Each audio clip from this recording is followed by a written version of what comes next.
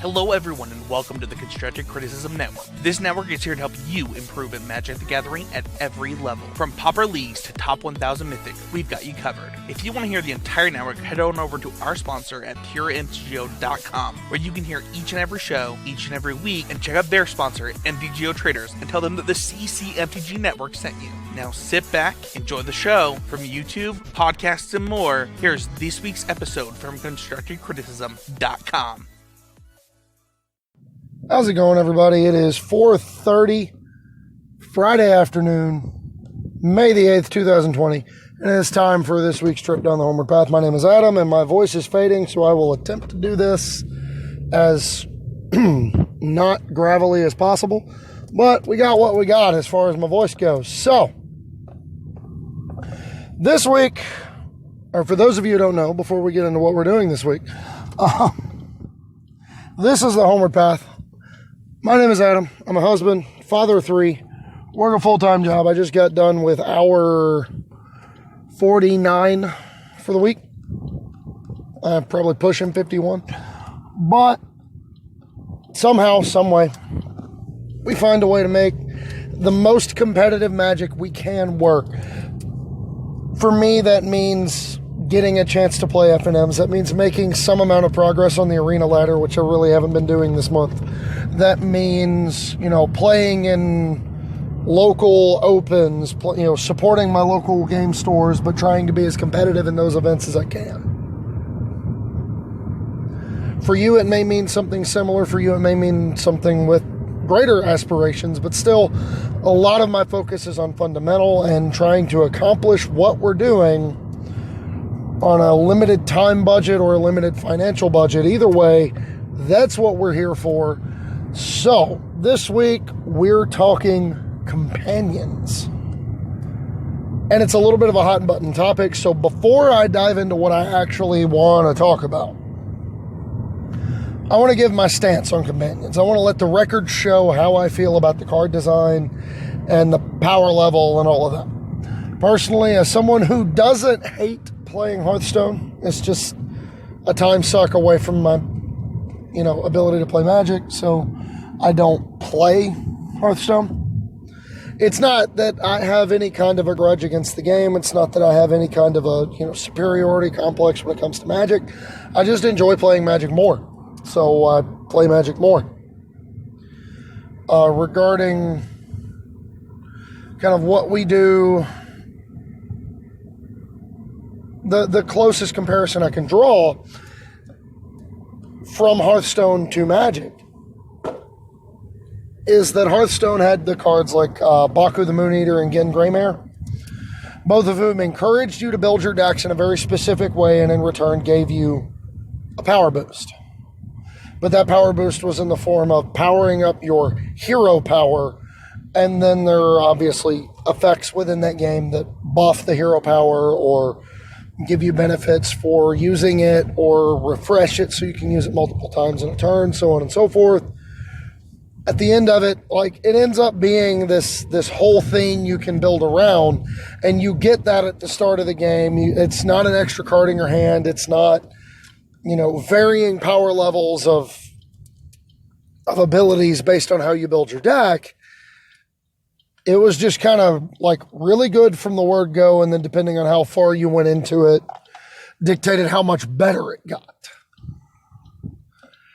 And as the episode title would suggest, toward my feelings regarding these, this is no Baku, my friend. And bonus points if you get that reference, because it's like two of them in one. But I digress. For me, companions, the Magic companions are interesting. They're exciting. They create new ways to play Magic. And for that, I'm thankful. I like experiencing the game I love in new and interesting ways. It's what keeps things fresh. It allows them to test a design space so that they can come back to it with, if they end up overshooting it, like Luris is proving to be very powerful in Eternal formats. Yorion is proving that 20 extra cards can be a benefit, not a detriment. whatever the case may be, these cards are interesting. They drive conversation. They make games of Magic interesting. And for all the complaints about how dominant they are in Legacy and Modern, name me the last time I cared somebody was playing Jund in Modern. The fact that these cards get me interested in playing fair interactive Magic, I'm on board with. And I know that's a controversial take. I know these cards are everywhere. I know there's a lot of them going around, and we're going to get really tired of seeing these mirrors all the time. But the thing is, we won't see these mirrors all the time. They're fun and interesting right now. And then eventually, there's going to be more of an incentive for breaking the format, trying to play the games as quickly as possible, trying to play as many non-games against opponents as possible. And we're going to see a return to the relative normalcy, at least for Modern. Legacy, I don't know. I don't know enough about Legacy. I haven't played enough of it. I can't, like, if they have to ban Yorion and or Lurrus in Legacy, I think I can live with that. I think that's something I'm fine with. As far as the cards go in Pioneer, like, I'm interested in the fact that more and more fair decks are popping up.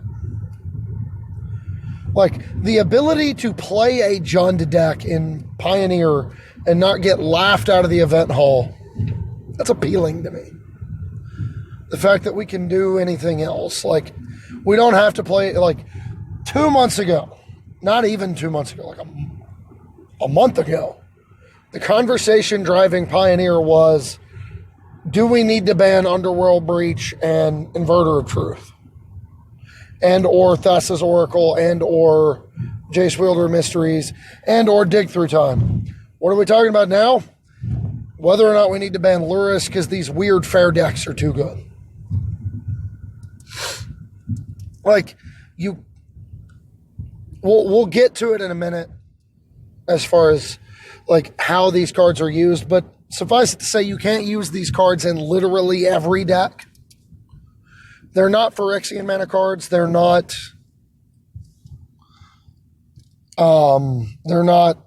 unreasonably splashy artifacts and fast mana stuff like Chrome Mox. They're just interesting cards that, for some of them, the deck building cost is not as high as it might have seemed. Some, like Lurrus, seems to trick you into building better decks. Certainly has me so far. It's like my decks feel smoother with Lurrus's companion. But even going beyond that, like, just the idea of building your deck to maximize the value of your cards is something that I'm heavily in favor of. Both the financial value, getting to play more games of Magic and interact more with your opponent along the way and play fair games and try to win that way,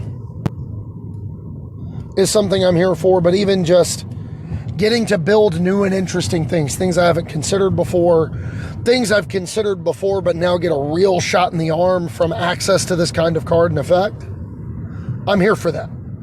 So with that in mind, let's slide over into the fast lane, and I want to talk about a deck that utilizes a companion, and that deck is Jeskai Heroic in Standard. Because this deck is super sweet. I don't want to talk about Yorion Fires. I don't want to talk about Karuga Fires. I don't want to talk about Yorion Ramp decks. I don't want to talk about Obosh Sacrifice. I don't want to talk about Lurrus Sacrifice, because frankly, I think this is the best Lurrus deck in Standard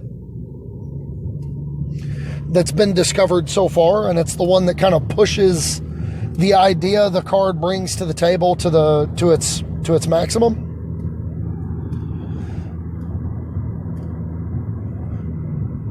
Jeskai Heroic is very much a deck that can compete without access to Lurrus, but Lurrus helps cover the issues that the deck would otherwise have. So to give everybody an idea, the deck typically plays somewhere around, 4, 8, 9, 10, somewhere around 10 creatures, 12 creatures. I genuinely cannot remember how many creatures the actual list plays. I know it's 4 copies each of 10th District Legionnaire, which for those of you who don't know is a red and a white for a 2/2. Haste, whenever it becomes a target of a spell or an ability. Whenever it becomes a target of a spell you control, put a +1/+1 counter on it and scry 1. Sprite Dragon, 4 copies. Whenever you cast a non-creature spell, put a +1/+1 counter on it, and it has flying and haste, 1/1 for a blue and a red. Both these cards are fantastic for this style of deck. And then I think rounding out the creature suite of the list that I've been playing is, I genuinely can't remember if it's 2 or 3. I think it's 2 copies of Mischievous Chimera, which is when you cast your first spell on your opponent's turn, deal 1 damage to your opponent and draw a card. Or maybe it's deal 1 damage and scry 1. That's what it is. Well, notably, because we're playing Lurrus, we can't play normal tempo-oriented haymakers like Brazen Borrower, like Bonecrusher Giant, like, you know, we don't get to play the Is It Flash deck with Lurrus. We just can't do it. That's not what we're doing here. When it comes to how this deck is constructed, we're looking to kind of go tall. In a world where everybody else seems to want to go really, really wide and then try to start going taller later in the game, this deck wants to go tall from the word go. Your creatures are planning to be large, very large, and one might even say in charge. Sprite Dragon and 10th District Legionnaire both get very, very, very big. To see one or both of them upwards of 8 power is not unheard of, especially in matchups where removal isn't a common occurrence. Regarding how we're getting them there, well, we've got a combination of cheap cantrips and auras and spells that kind of fill both roles. So, a really good example is the card Staggering Insight, because every good Protect the Queen strategy needs a Curious Obsession, and this Curious Obsession helps you race because it takes original Curious Obsession, removes the negative drawback for not attacking or blowing itself up, and tacks on the positive contribution of a lifelink for an extra white. But you get +1/+1 whenever this creature deals combat damage to a player, draw a card, and lifelink. So, casting turn 2 Sprite Dragon or 10th District Legionnaire into turn 3 Staggering Insight, leaving up mana for your protection spells. There's 2 in particular you can play, depending on how far down the aura's rabbit hole you go. One, excuse me. One you definitely play regardless, and then the other you play maybe. Depends on how far down the aura's rabbit hole you want to go. But if you can curve one of your powerful 2-drops, your 10th District Legionnaire or Sprite Dragon, into your turn 3 Staggering Insight, leaving up a protection spell, that's where you want to live. That's what you're after. That's what you're trying to do. Because you get double pumped. You know, 10th District Legionnaire becomes a 4/4 in that scenario. Sprite Dragon becomes a 3/3 flying with lifelink and drawing you a card every time it connects. It's obviously infinitely better on the Sprite Dragon versus the other. Notably, this deck transitions in an interesting manner to Pioneer too, depending on how far you go into auras, because you also gain access to Young Pyromancer. But sticking with the standard version, your protection spell, the ace in the hole, the best one of the 2, is Fight as One for a white mana, just a single white mana, which, I mean, literally like 12 episodes ago, I was complaining that I would never sleeve up at Basic Planes, and here I am talking about sleeving up 2 of them. So thank you, WotC, for listening, whether you did or not. Fight as One gives target human you control +1/+1 and indestructible until end of turn, and or target non-human you control +1/+1 and indestructible until end of turn. You choose one or both. Notably, 10th District Legionnaire is a human. Lurrus, Mischievous Chimera, and Sprite Dragon are all non-humans. So you will occasionally get the blowout against Shatter the Sky or Storm's Wrath, where you just jam that into their board wipe and none of your stuff dies. Like you have a board that is 10th District Legionnaire Sprite Dragon. They have the board wipe and it doesn't matter because they don't die. They both get indestructible. Now they're both bigger because you target the 10th District and you cast a non-creature spell. Like, ew. Ew. Also, you scry one because why wouldn't you want deck filtering while you're at it? But the deck is really, really sweet. And then beyond that, the other aura that tends to see a fair amount of play in the deck is Sentinel's Eyes. Because it's an aura that can be recast from the graveyard without any help from Lurrus. You can escape it. It already has escape. Rounding out your non-creature spell suite, you have cards like Defiant Strike, which is great with 10th District Legionnaire and Sprite Dragon on the battlefield, because you can target the 10th District Legionnaire to give it the +1/+0 and draw a card. It'll get a +1/+1 counter and scry before you draw, and then if you have the Sprite Dragon or the Mischievous Chimera, you get the bonus point of damage, either by putting a 1/1 counter on the Sprite Dragon or by pinging your opponent for 1 with the Mischievous Chimera during their turn. Either way. Maybe you even scry an additional time, because bananas.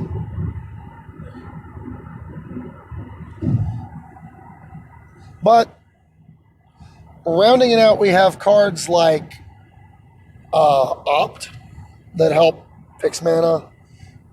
And then I believe the last non-creature spell is Mystical Dispute.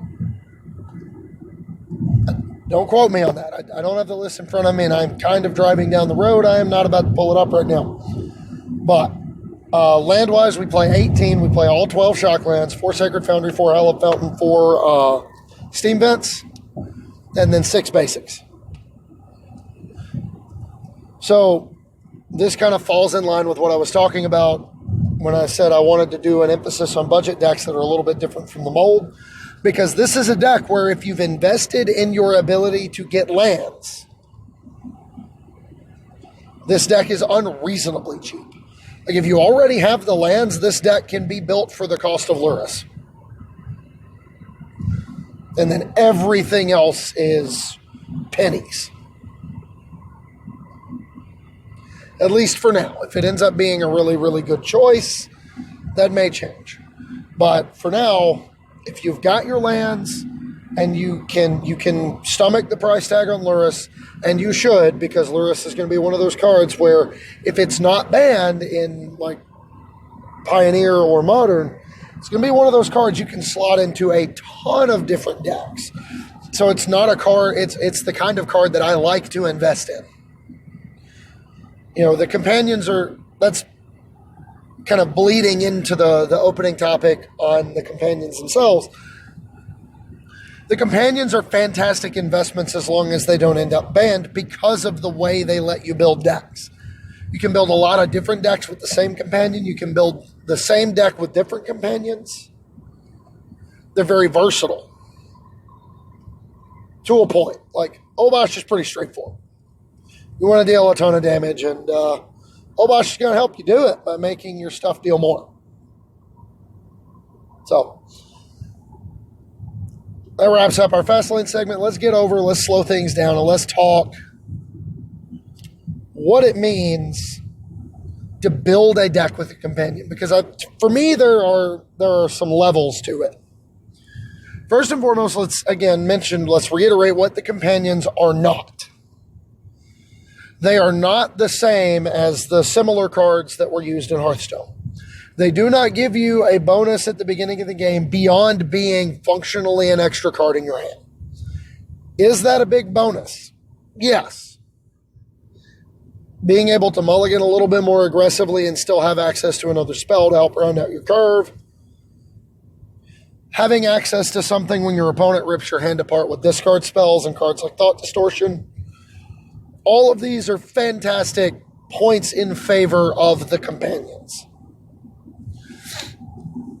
And level 1 for me of deck building with companions is what decks like Blue-White Control did in Pioneer. Notably, Blue-White Control in Pioneer usually does not play creatures. You are winning with Gideon of the Trials. You are winning with, what is it? You are winning by Teferi tucking. You are winning Approach to the Second Sun, whatever the case may be. However your deck is constructed, you are usually not looking to a creature to win the game, or if you are, it's something like a Dream Trawler, which is like the only creature you play, at which point you still satisfy the deck building conditions of a card like Kahira, the green-white companion, who wants all of your creatures in the deck to be a type. I believe it's elemental, cat, dinosaur, or beast, or serpent. I genuinely cannot remember all the types that are listed on that card. As long as all your creatures are a type listed on that card, it pays you off by giving you access to 3-drop from your sideboard, with which to chump block and or just have a threat to close the game out once you start to pull ahead. By comparison, like Giganta is another one that I see a ton of, that people just play as a 5/4, because the cost of playing it is generally pretty much free in the decks that want it. It's a card where if your deck has no cards that have multiples of the same mana symbol in them, it can be your companion. So that just gives you a free 5-drop 5/4 in your hand. Fires of Invention with Karuga was another one of these. The only thing the Fires deck had to cut to make Karuga their companion was cards like Shimmer of Possibility and Lava Coil, which just tricked them into being a better kind of tap-out control mid-range deck, because it just made more room in their deck for board wipes. So like even the Planeswalker-centric version, you could argue the Planeswalker-centric version is better if you want to maximize Karuga's value, because you're more likely to have permanence in play before turn 5. So level 1 is the idea of putting a companion into the only thing the companion costs you is a sideboard slot. You know, decks that are going to do the same thing they did before they got the companion. The companion just adds an extra card to their hand and sometimes, helps cover for a weakness. Helps fill out a slot in the curve. Whatever the case may be. Like, Karuga is great in the Fires deck because it allows you with, like, a Teferi, a Banishing Light, and an Elspeth Conquers Death on the table. You can still just draw 3 cards and keep going. Find your fires, you can find your gas, you can find your way to close the game out. But even in Blue-White Control, like, just having access to a 3/2. It's not nothing. The next step, the next level of deck building when it comes to companions is what I like to call the fair version. And I think that's where most of us are right now. It's definitely where I'm living at the moment. And this is where you have your Lurrus decks, your Yorion decks, your like the all-in cat tribal Kahira decks, the Umori, the green-black one.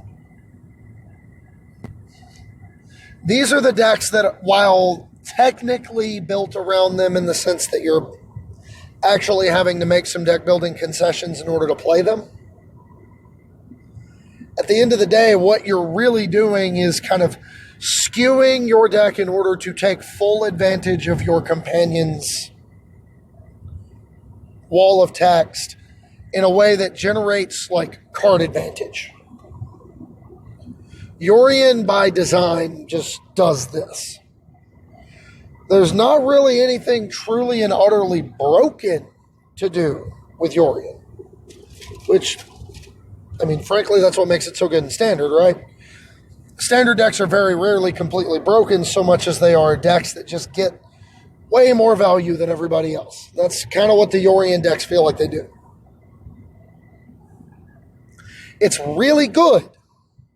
Like, level 1 for Lurrus would be playing it in a spell-less deck as a 3/2 lifelinker.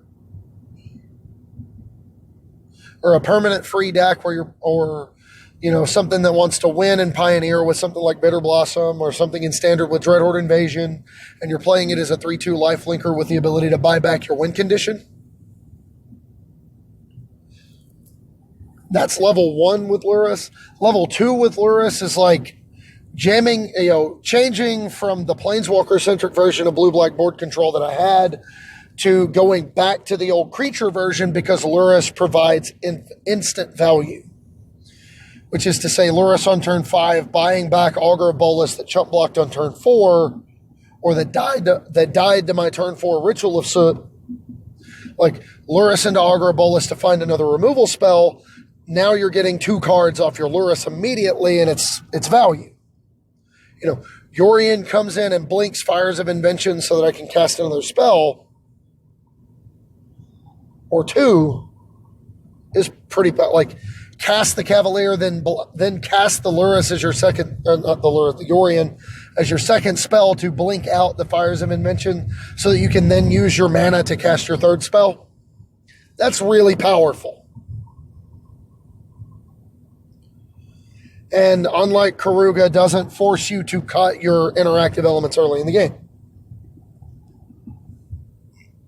But at the end of the day, it's just a value thing. It's trying to better maximize what the companion offers the strategy you're playing. You know, Lurrus sacrifice decks are like this. They want to treat Lurrus as a 4-drop that always brings back a creature. Or a Witch's Oven that got blown up by an Ember Shieldbreaker. Or, you know, you're looking at the Obosh sacrifice deck. You want to be able to cast Obosh and then have this unreasonably productive turn with Cauldron Familiar and Witch's Oven and Mayhem Devil. And the cost of doing that is getting rid of access to cards like Robber of the Rich and, you know, you remove access to cards like Robber of the Rich and what in the world's it called? Priest of the Forgotten Gods. But in exchange, you gain access to this really powerful combo element that really kind of digs what your deck is mainly about. You know, Umori as the companion for Temur Elementals is another really powerful one, because it makes all your creatures cost less. When all your creatures cost less, the Elementals deck gets bananas. Bananas, it is bananas. This stuff is insane. Like Omnath Locus of Mana, or not Omnath Locus, Locus of the Royal, costing 3 mana to do a whole bunch of nonsense. That's really good.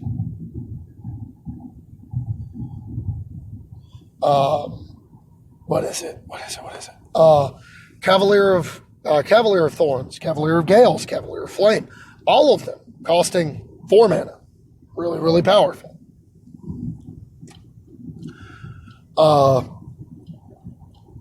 Risen Reef costing 2 mana. You just end up amassing this gigantic board by really buying into what your companion is selling. By taking full advantage, making some deck building concessions along the way. Like, Temur Elementals is a deck that really likes to play Growth Spiral so that it can play Omnath a turn early, and or make sure it hits the land drop in order to, like, casting Growth Spiral on 2 into Risen Reef on 3 into Cavalier of Thorns on 4 is precisely where you want to be. And I hear an emergency vehicle that I'm going to continue not moving for. So,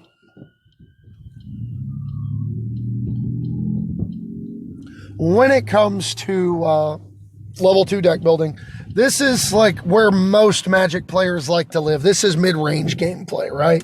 This is the non-linear space. This is where you're just trying to, maximize the number of cards your opponent loses to the number of cards you lose. This is the textbook value style deck building. And a lot of people are here for it. And that's what makes these companions so ubiquitous right now. But we haven't really touched on level 3 yet.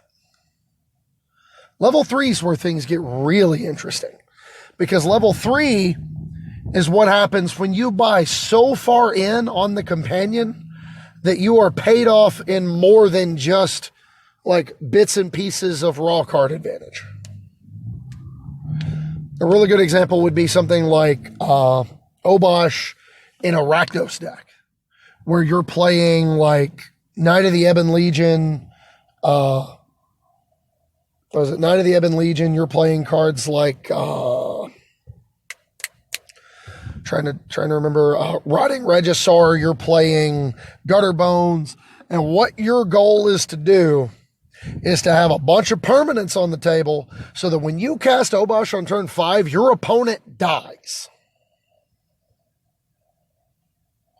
That is the end result you're hoping for.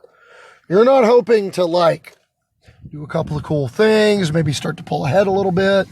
No, you want to Obosh and swing for lethal from an unreasonably high life total. That is what you are here for when you're buying all the way in. This isn't Luris buys back Mishra's Bauble, which is good. It's value. But at the end of the day, Luris buying back Mishra's Bauble is a Rogue Refiner. Rogue Refiner was ubiquitous, but it wasn't broken. It was just a card that provided a little bit more value than a lot of what everybody else was doing. What's going to get companions banned is if we go in hard on them. Obosh Sacrifice is like the tip of the iceberg. Obosh Gruul, where you're like mono Pelt Collectors and Bone Crusher Giants, and the biggest sacrifice to make there is you lose Questing Beast Embercleave. But you pick up Obosh and maybe Skargan Hellkite, and you can... this is a deck that is infinitely more powerful in Pioneer than it is in Standard, because you can play like Goblin Rabblemaster, and when you play Goblin Rabblemaster and Legion Warboss on turn 3 and 4, and then you jam Obosh on 5, and you declare attacks, and put your Mentor trigger on, and then your Warboss cracks in for 4, your tokens all crack in for, 2 and 3. Well, your tokens all crack in for 1 and 2, respectively, because they're even cost. But then your Rabblemaster gets plus like 7 and cracks in for 14. That's a big deal. The value you gain from the companion is killing your opponent. And as we've said on this show, and others have said on many other shows, there is no substitute for the virtual card advantage of killing your opponent. And that's where I think the companions have to go if we really, like if the end goal for the player base is to remove this supposed blight from the game, that's where we've got to go. 3/2s for 3 that draw a card are not broken. Killing your opponent with a bunch of trample creatures on turn 4 from 30 life is pretty broken.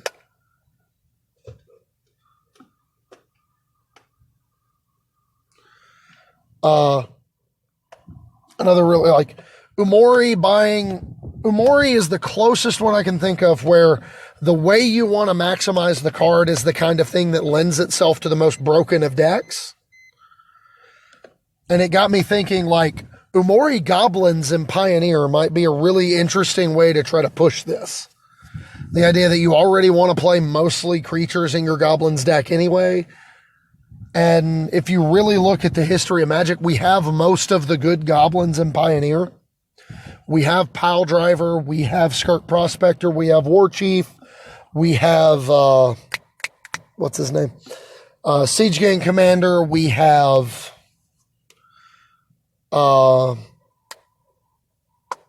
Ringleader, and then we have Grumgully the Generous to make them all bigger. Oh, but by the way, Umori in conjunction with War Chief also just makes your cards unreasonably cheap. Come on. And we have Reckless Bushwhacker. You know, Umori with the... No, I guess the Bushwhacker deck's probably not a good home for it, right? Although in that deck, the only non-creature spells we're playing are like Autarka's Command. So maybe it's just a free 8th card that also just sometimes makes our deck broken. Because we can Burning Tree Emissary and then cast like a Robber of the Rich and another creature and then just grow our stuff exponentially. But the idea of going down this rabbit hole, when you want to go down the level 3 deck building rabbit hole, you are not searching for little bits and pieces of value.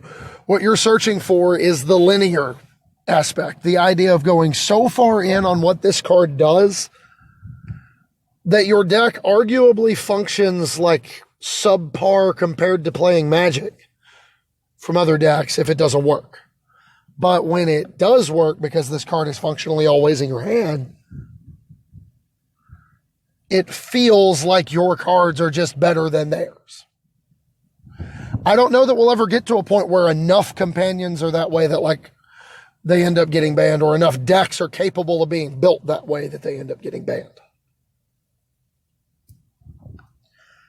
But at the end of the day, they are a fun, interesting conversation piece for the game.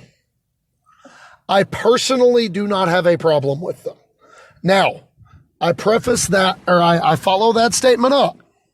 Again, I don't play GPs.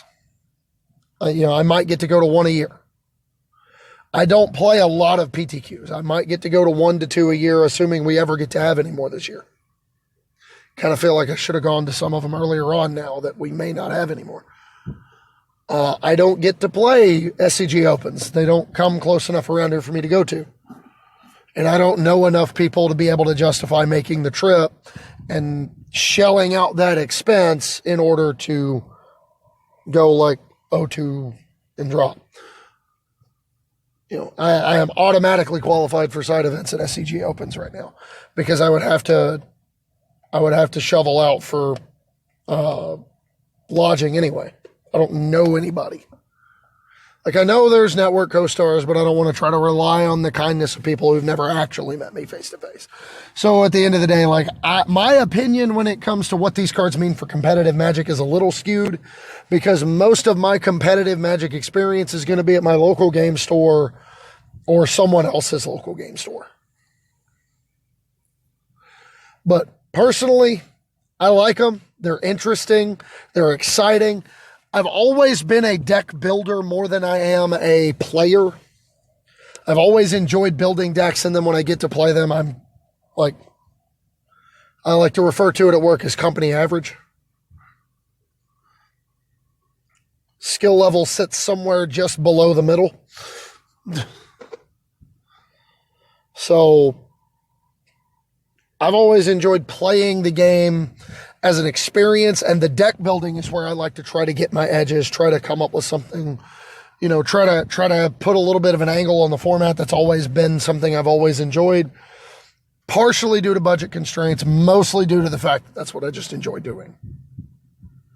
Even when I had the best deck in the format in Teamer Energy, I was constantly innovating. I was trying stuff out. I was playing with sideboard plans. I was tuning. I was tweaking. I was going a little bit against the grain.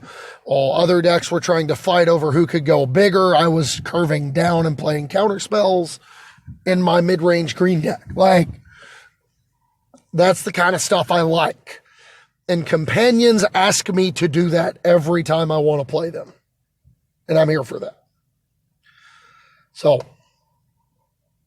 are companions good? So far, the verdict seems to be some of them. Are companions broken? I would say so far the verdict seems to be not really. When a card is good enough to make Jund good, yeah, it's probably pretty good, but I'm just excited that people are playing Jund again because it means I get to play more games of Magic when I sit down to play Modern instead of dying to Infect and Storm on turn 3. Like, opponents getting to... It's what Magic is for me. I want to play as many turns in tournaments, as many turns and rounds as I can. And if companions are drawing people to decks that play longer, more interactive games of Magic, I'm here for it. Are they probably too good in older formats? Yes. But I don't know if that's an indictment on the companions themselves or if that's an indictment on the way deck building has been done in those Eternal formats for the last little while. The fact of the matter is, the average Modern deck wants to ignore its opponent as much as possible. Even the more mid-range ones, like Death Shadow. You're still just kind of trying to make sure they don't do anything too threatening until you can ignore them and kill them. At the end of the day, I'm here for more interactive Magic. I'm here for more interesting decks. I like seeing how people use these cards, and I like seeing innovation. So, for all the negative press the companions have gotten, for all the unreasonable amount of hype that they're getting in Arena right now with everyone playing, Yorion or Karuga or Luris or Obosh or whatever. 3 weeks ago, we were complaining that everybody was playing Uro and Growth Spiral and Nissa. At least it's a new card. At least it's something different. I can live with that. So that's all I have for this week, everybody. I hope you will not think worse of me and change your deck constructions and take me away from being your companion. But if you have questions, comments, concerns, send them to me. I'm on Twitter. I'm at HomewardPathMTG. On Facebook, my name is Adam Spain. On Facebook, we have a group for the show called the Homeward Pathfinders. Submit a request to join. Someone will approve you at some point, more than likely. If you're a patron of the show, you gain access to the Discord. At $1 per month, you get access to having your deck profiled for the Fast Lane at $3 per month. And you get to help me write an episode at $5 a month that will have your name all over it. So if you want to do that, if you like what I'm doing enough to help me keep doing it, patreon.com/HomewardPathMTG. While you're browsing the web, while you're perusing, head over to our sponsor, Pure NTGO. It is the largest collection of quality Magic content I found on the web. It's great. Everybody's doing good stuff. I like it. While you're at it, head over to the network site. Let them know you love them. ConstructiveCriticism.com. Check content out. It's fantastic. Do it. Do it. Can't recommend it highly enough. And now that we got through all of that, it's time for my favorite segment, week in and week out, that we haven't been able to do for the last couple of weeks because, frankly, we just haven't had them. And before I go into hashtag MTG Dad Jokes this week, I would like to point out, I would like to extend a thank you to Jeremy Noel. There was a little bit of, I don't have a good word for it. There was a little bit of a mishap regarding naming of a series. Notably, Jeremy was doing a series on Twitch with special guests where they were playing Paper Commander through Twitch. And unfortunately, he was calling it Homeward Path. And I didn't notice it until they were in the middle of episode 3, and I saw the Twitch ad that he put up on Twitter, and I said, this is awkward. And to his credit, there was no argument, there was nothing negative about the experience other than the feeling I had when I had to send a message to him and be like, hey, I don't know if you knew, but I exist. Which is kind of an awkward thing to have to send anybody, right? But I want to thank you, Jeremy, from the bottom of my heart for being cool about it, for, just rolling with it, not making it into a thing. Lesser people definitely exist on the internet. It would have been really easy for someone in his position to say, well, I know you've done all these episodes and I know you've been working on this, but frankly, nobody, I'm getting the views. So I'm keeping my name. You're going to have to change yours. So I appreciate you not being that person. I know that sounds like a low bar to set, like, oh, thank you for not being mean. But in my experience in dealing with most internet personalities, that's exactly what I get. So thank you for changing that experience for me. Thank you for being so understanding, and thank you for your understanding of the situation. But now it's time. We haven't done it in 2 weeks, or 2 episodes rather. It's time for hashtag MTG Dad Jokes. I was hoping to get some of these in before last week, but we got one of them in just barely under the wire. The first one, Brian Canada says, super disappointed. I don't know why it took me this long to realize Witch is not a creature type in Magic. I really wanted that deck. Now, Brian being the person who plays Commander as his format of choice. It's his primary experience for Magic. He's built an unhealthy amount of decks, 562 and counting as of the last time I checked in on him. So the joke was, I really wanted that deck. You know what I'm talking about. 99 problems, but a Witch ain't one. I'm in on it. We need to make it happen. Need to see if they technically are in one of the unsets. Technically, if they are in an unset, they are in Magic's history. So a changeling could have the creature type of Witch. Bear that in mind. Next up is from Dev at Strictly Better MTG.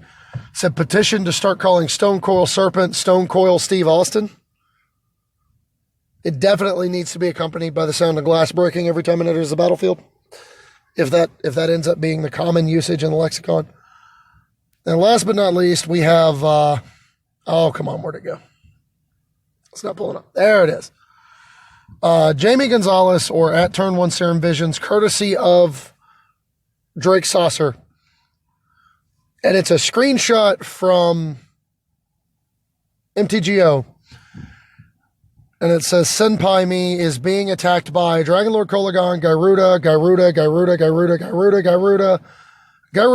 and Gyruda. And it says, I feel attacked. I would definitely say you are. You have definitely been attacked. So, I enjoyed that joke. I don't care if you did or not. That was fun. So, that's all I've got for this week, everybody. Thanks again. Again, I hope you are willing to give companions a chance. Let them, flex your deck building muscles a little bit. Get outside your normal comfort zone. I know I have with this, and it has been an interesting experience. It's taught me a lot. Mostly about what not to do, but that's one of the things we learn. That's one of the ways we learn. So, I'll be back next week, hopefully. And we're going to, I've got I'm sowing the seeds of something special here in a few weeks.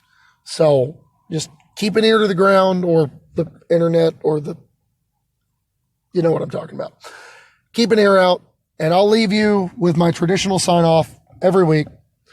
Remember, everybody's going through tough times. You never know what somebody else is going through. So when it comes to interacting with people, the 12th Doctor comes to us with the best words of advice I can offer. Never be cruel. Never be cowardly. Remember that hate is always foolish. Love is always wise. Always try to be nice, but never fail to be kind. So go forth, play Magic, be kind, and we'll catch you next week.